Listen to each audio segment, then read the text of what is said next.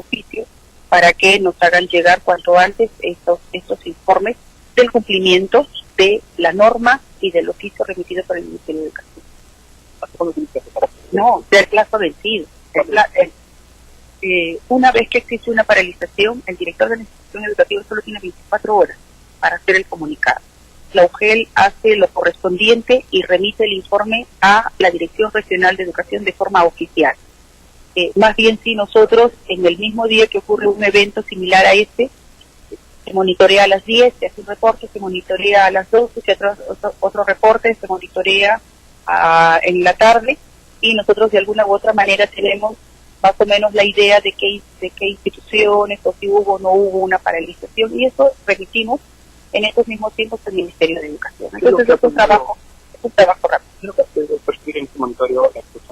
Hay algunas instituciones que han laborado, la mayoría de las instituciones, mejor dicho, han laborado normalmente. Hay algunas que han tenido un porcentaje más del 50% de no presencia de docentes, algunas nada más.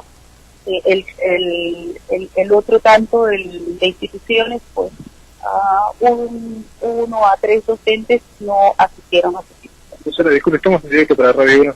Sobre estas paralizaciones que se habían anunciado, que se habían hecho, los profesores que se pliegan a esta paralización, ¿serían remunerados o no? No, nosotros emitimos el comunicado en el tiempo para que fuera de conocimiento de todos los docentes. Lo que dice la norma es de conocimiento de los mismos docentes, pero aún así es reiterativo de comunicarles qué es lo que en ella está fijado.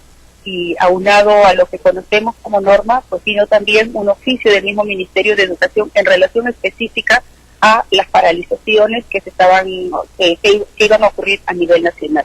Y es por eso que difundimos nosotros, nuevamente reiterándoles que es función del director de institución educativa remitir ese informe en un plazo de 24 horas ocurrida esta eventualidad, ¿no?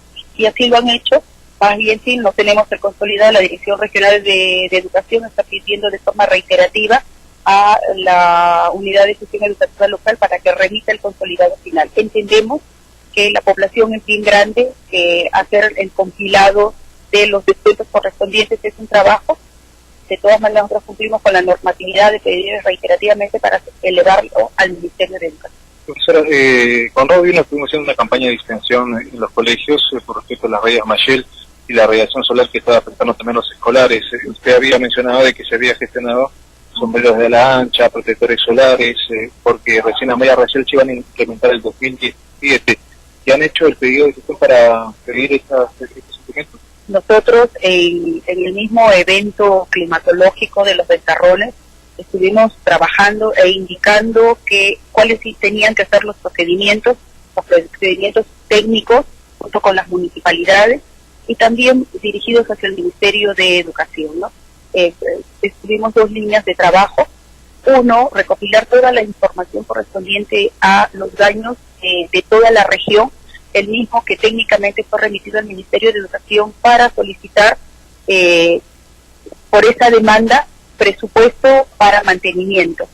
Se hizo todo lo correspondiente, el Ministerio de Educación recibió, nos consta porque estuvimos en contacto, recibió toda la documentación, estuvimos a la espera de ese presupuesto adicional, el mismo que el último comunicado fue que no iba a haber el presupuesto por los mismos cambios que estaban ocurriendo al interior de cada uno de los estamentos. Eso mismo fue comunicado, apenas supimos la decisión del Ministerio de Educación, fue comunicado porque todavía se mantenía la otra línea de trabajo. La otra línea de trabajo era con las mismas municipalidades. Sabemos que frente a una eventualidad como esta, un sismo, desarrollo, cualquier desastre, son las municipalidades distritales las primeras en acudir. Y así lo hicieron. En un trabajo coordinado, ellos estuvieron retirando las mallas rachel para que estas no afectaran o no ocasionaran mayor daño a las instituciones educativas. Y al mismo tiempo el personal, ingenieros, arquitectos estuvieron levantando los informes técnicos correspondientes a ese desastre, específicamente al desastre, porque se sabe que en función a este desastre ocurrido dentro de su jurisdicción, ellos pueden disponer de presupuestos para poder hacer el mantenimiento correspondiente. y eso y se hizo, ¿no? Se pidió y se tomó inclusive el porcentaje de cumplimiento de cada distrito, de cada municipalidad, para poder comunicar también a los medios de prensa cómo se estaba avanzando en este trabajo. En ese sentido, las municipalidades tomaron el metraje, vieron las estructuras metálicas, las de cemento y cuál era el presupuesto que se tendría que asignar para poder hacer la reparación. Algunas municipalidades lo han hecho, no han cumplido las distritales, algunas han cumplido con ese trabajo, otras no, y de allí nuestra principal preocupación, haciendo el llamado a los directores de las instituciones educativas que gestionaran, que se dirigieran, que vieran cómo estaba su expediente, que dónde se encontraban los pedidos realizados, y llamar la atención a los alcaldes para que pudieran hacer estas intervenciones, porque es una necesidad y la institución educativa es parte de su jurisdicción para la atención inmediata. Sabemos que no podemos saltarnos los canales, entonces la primera intervención debe ser de la distrital, la siguiente de la provincial y luego la del gobierno regional. Entonces se ha hecho el pedido también, pasando por todos estos, se ha hecho el pedido también al gobierno regional. El gobierno regional ha presentado ya un plan de trabajo. Ese plan de trabajo, por los tiempos y por los costos, los montos, se presume que va a ser recién instalado, así como dio las informaciones del gerente de desarrollo en el mes de enero. En ese sentido se ha hecho la invocación para que se puedan tener los sombreros de ala ancha, y la costumbre de utilizar los sombreros de ala ancha, porque una malla rachel cubre solamente un espacio, un área, y las instituciones educativas tienen áreas muy grandes y no comprende todo eso, ¿no? Porque la reposición solamente va a ser en aquellas que han sido destruidas nada más, ¿no? Tenemos como 60 instituciones aproximadamente sin malla, ¿no?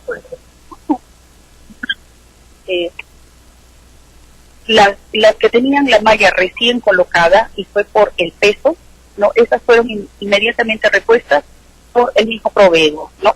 Pero las otras mallas que fueron afectadas también han sido afectadas por el tiempo, no solamente por el ventarrón, sino mallas que han estado quemadas, uno iba y rasgaba y se deshacía, y las estructuras algunas oxidadas, ¿no? Entonces, y otras que fueron construidas con las mismas zapajas, no con las condiciones técnicas para resistir la velocidad de los vientos, ¿no? En ese sentido, pues, ya sirve esto de lección para el sector de educación, para verificar siempre el hecho de la construcción, porque los padres de familia con muy buena voluntad podrían pensar en la protección de la radiación ultravioleta, pero el daño puede ser mucho mayor, ¿no? Cuando una estructura se cae, y más si debajo están al estudiante. Sobre el presupuesto.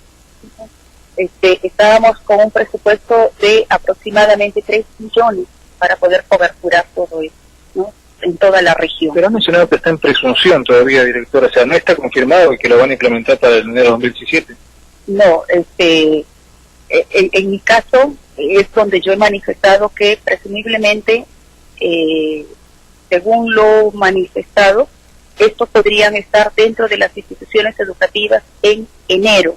No he visto las fechas, no he estado viendo los tiempos en donde tendría que coberturar esto. Me manifestaban a mi pedido, frente al pedido realizado, ¿no? Que ya se ha planteado. Si he visto esa parte en que ya se ha planteado, de eso me dicen que transcurre 45 días, ¿no? Después de los 45 días pasan a la parte presupuestaria y la instalación en enero, ¿no? Entonces, este otro tramo... Mucha burocracia, ¿no, directora? Demasiada burocracia, ¿no?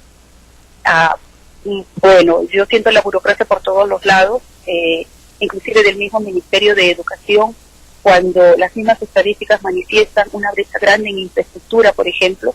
El problema va a volverse a presentar de la infraestructura que no cobija a estudiantes de primaria en Gregorio Albarracín, cuando la tasa de crecimiento es de 5%, la tasa de natalidad es de 5%, entonces debiera de ir las construcciones de infraestructura en razón a eso, por ejemplo, y la brecha sigue siendo grande. Se quiere paliar en lo de infraestructura, que tengan las condiciones adecuadas frente a las radiaciones ultravioletas, que sean sismo protectoras las construcciones, hechas por el mismo Ministerio de Educación. Ellos mismos en su informe han manifestado que no tienen las características para poder resistir estos sismos.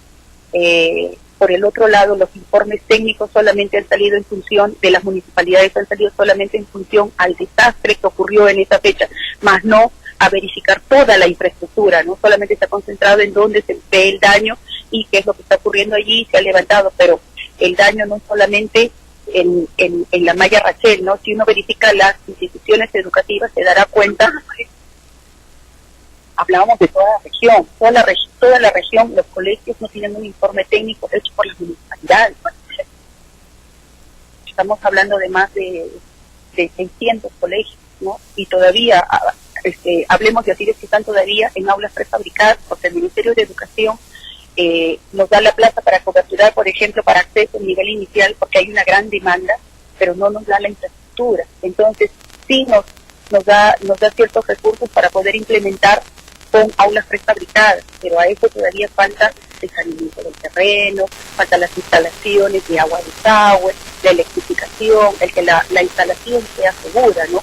Entonces la brecha en infraestructura es muy grande, la inversión que tiene que hacer el Ministerio de Educación es bastante, el presupuesto destinado para el sector educativo tiene que aumentarlo, es una necesidad grande, ¿no? Directora, disculpe, hoy hay un simulacro de sismo, había un simulacro de sismo, ¿están preparados los colegios? A las 10 de la mañana se avisa. Los desastres ocurren muchas veces por infraestructura y lo otro es el riesgo de la preparación. ¿Qué se hace en el sector de educación? Específicamente tratamos de minimizar los riesgos por las capacitaciones, por la actitud que deben de tener los estudiantes, los padres de familia, ¿no? En cuanto a sismo creo que estamos, de alguna u otra manera se ha avanzado, ¿no? Pero en cuanto a vientos, el protocolo de vientos se ha pedido que validen nuestro protocolo contra ventarrones, porque nosotros tenemos arreglos de ventarrones del Ministerio de Educación y hasta ahora el Ministerio de Educación no ha hecho la validación de nuestro protocolo. Estamos actuando según nuestras percepciones, pero necesitaríamos que alguien valide ese protocolo porque hemos visto que como en plena emergencia en algunas instituciones abrieron las puertas, especialmente las privadas, abrieron las puertas y los estudiantes salieron y en pleno ventarrón estuvieron a riesgo de que se les cayera una puerta, un material y hubiera daños irreparables. Ha sido por suerte, creo yo, por bendición del Señor, que no hemos tenido desgracias mayores, pero sí se requiere de una mayor precisión. Gracias.